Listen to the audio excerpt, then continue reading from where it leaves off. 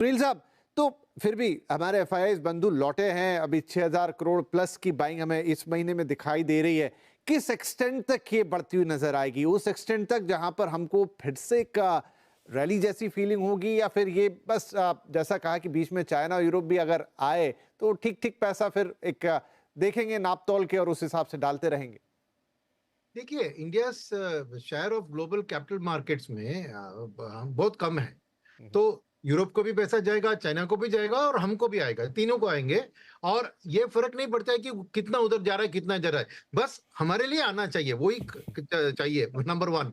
Number two, बात ये है कि एक बहुत बड़ा डर जो था जिसके कारण उन्होंने निकाला, एक तो वैल्यूएशन सुदीप जी ने बताया, सेकंड वाज डॉलर का अप्रिसिएशन। हाँ। 109 तक डॉलर बढ़ गया था, अब 9 से 103 गिरकर अब 104 तक आया है, मगर उम्मीद ये नहीं है क्योंकि एक रिसेशन का माहौल है और ट्रंप को भी चाहिए इंटरेस्ट रेट कट, ट्रंप को भी चाहिए वीक डॉलर अमेरिकन एक्सपोर्ट्स को सपोर्ट करने के लिए। तो एक वीक डॉलर की सिचुएशन में इंडिया के बारे में करेंसी का जो डर था वो हट गया ना, पूरे इमर्जिंग मार्केट के लिए, इसमें इंडिया भी शामिल है। और फाइनली एक बात है कि मेरा तेल के ऊपर, जैसे उन्होंने कहा कि momentum investors hedge funds India के बारे में तेल को बहुत मायने रखते हैं, क्योंकि हम 83% तेल इंपोर्ट करते हैं और इंपोर्टेड इन्फ्लेशन के कारण असर आ जाता है। अब ऑयल का सिचुएशन क्या है कि Trump bill drill baby drill, उधर ऑयल को पंप आउट कर रहे हैं, पुराने वेल्स जो बंद हुए उसको निकाल रहे हैं।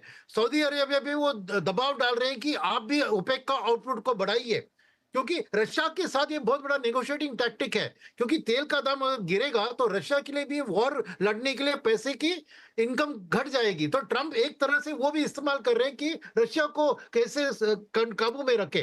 तो ये चीज के कारण अगर ऑयल स्टेबल या डिक्लाइनिंग ट्रेंड में दिख रहा है तो एफआईएस, मोमेंटम वाले एफआईएस दौड़ दौड़ कर इंडिया में आएंगे, क्योंकि उनके लिए वही बहुत बड़ा इंपॉर्टेंट चीज है। तो ऑयल का ट्रेंड भी एक इंपॉर्टेंट ट्रैकर है जो मेरे मन में आज के दिन में जो दिख रहा है। और रशिया यूक्रेन वॉर सॉल्व हो गया या हमास का कोई भी सीज फायर कुछ हो गया तो अभी याद है ना, वो दूसरा पोर्ट भी खोल दिया उन्होंने, तो वो एक ऑयल के दाम पे ऊपर एक डाउनवर्ड प्रेशर है। तो ये भी एक पॉजिटिव चीज है जिसके कारण एफआई फ्लोज इंडिया की ओर थोड़ी और बढ़ सकते हैं।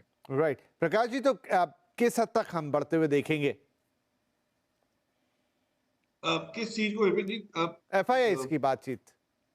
एफआई देखिए, एफआई के लिए सबसे इंपॉर्टेंट चीज रहेगी कि चाइना की तरफ जो ये प्यार जो अभी आज उमड़ रहा है कि चाइना में टेक्नोलॉजी बहुत बढ़िया है, वापस कंजम्पशन शुरू हो जाएगा, रियल एस्टेट वहां सुधर सकता है।